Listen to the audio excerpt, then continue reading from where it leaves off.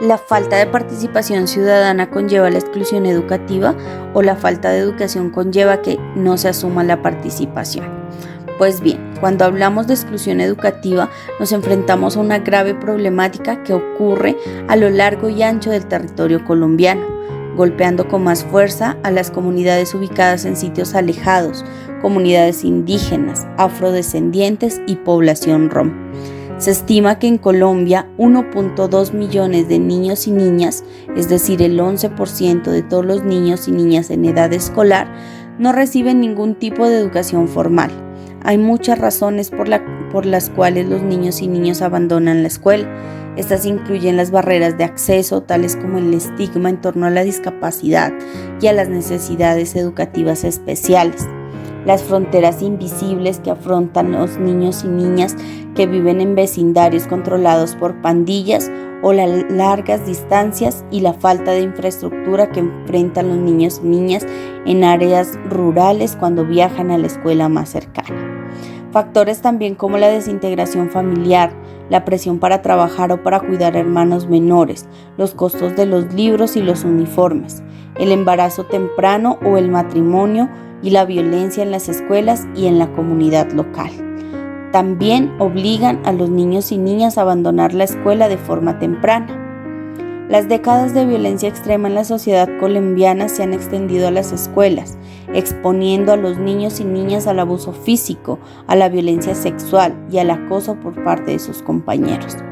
Estudios recientes sugieren que 1 de cada 5 estudiantes colombianos ha sido víctima de discriminación abierta e intimidación en la escuela,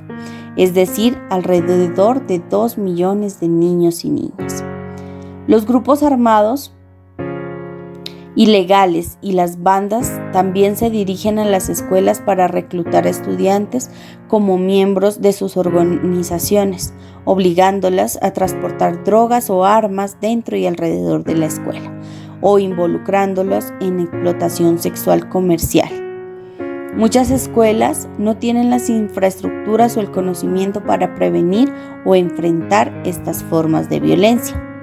El panorama en el departamento de Nariño no es ajeno a lo que sucede a nivel nacional. De acuerdo a los datos suministrados por la Secretaría de Educación Departamental, la tasa de cobertura neta en los 61 municipios no certificados de Nariño es del 46% de cobertura escolar, basados en la información dada por el Ministerio de Educación Nacional. Para los municipios certificados Pasto, Ipiales y Tumaco, la tasa de cobertura neta corresponde al 90.36, 72.84 y 86.38% respectivamente. En este sentido, existen factores directamente asociados a la deserción escolar. Entre ellos está la dispersión geográfica del departamento, el conflicto armado y los cultivos ilícitos, principalmente en zonas rurales, el embarazo a temprana edad, el consumo de sustancias psicoactivas, la población flotante y la falta de personal calificado para las necesidades de la juventud actual. En ese sentido, es importante reconocer además que el Estado colombiano ha dispuesto de una serie de leyes con el fin de lograr y reglamentar la participación ciudadana en el contexto educativo. Valga mencionar, el principio de la participación obliga a las autoridades a promover y atender las iniciativas de los ciudadanos, organizaciones y comunidades dispuestas a intervenir en los procesos de deliberación, formulación, ejecución, control y evaluación de la gestión pública, según lo consagrado en el artículo 3 de la Ley 1437 de 2011, además de la Ley 134 de 1994, que contempla la reglamentación de la participación política de los ciudadanos sin descontar la participación administrativa como derecho de las personas. Ya meramente en el contexto educativo existen organismos y organizaciones como los consejos directivos, juntas de padres de familias, consejos de egresados, y todos ellos, según su competencia, participarán en el diseño, ejecución y evaluación del proyecto educativo institucional y en la buena marcha del respectivo establecimiento educativo. De esta manera, las